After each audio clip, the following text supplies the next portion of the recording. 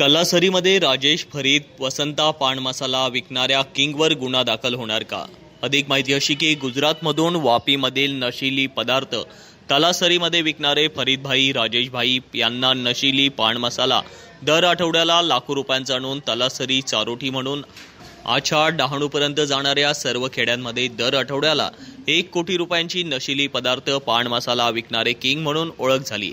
तसेच आमगाव पोलीस स्टेशनच्या परिसरात देखील दर आठवड्याला करोडो रुपयांची विमन पान मसाला नशिली पदार्थ येतो कुठून तो त्या ठिकाणच्या पोलिसांना दर महिन्याचे हप्ते देणारे व त्यांच्याच काही अंतरावर गोडाऊनमध्ये लाखो रुपयांच्या नशिली पदार्थ ठेवणारे यांच्या विरुद्ध स्थानिक व त्या बीडचे पोलीस प्रशासन आपलं कर्तव्य गहाण ठेवलं आहे। म्हणून नशिली पदार्थ महाराष्ट्रामध्ये येत आहे।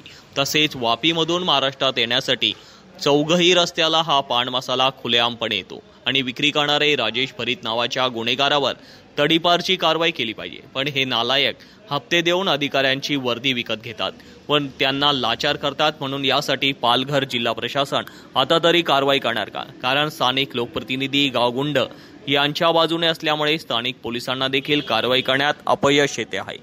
म्हणून जिल्ह्याच्या गुन्हे शाखेच्या वरिष्ठ अधिकाऱ्यांनी यावर दखल घ्यावी व यांना तडीपार करावे।